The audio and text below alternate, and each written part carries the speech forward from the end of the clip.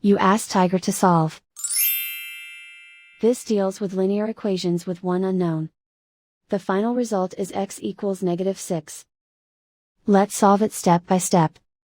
Group all x terms on the left side of the equation. Subtract 4x from both sides. Group like terms.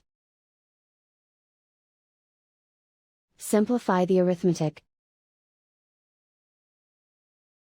Group like terms. Simplify the arithmetic.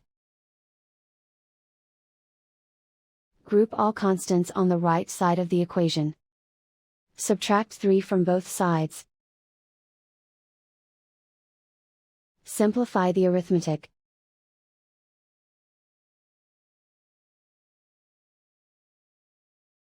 Isolate the x. Divide both sides by -5.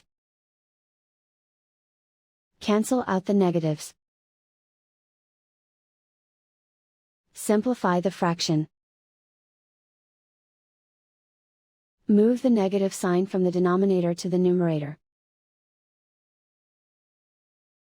Find the greatest common factor of the numerator and denominator.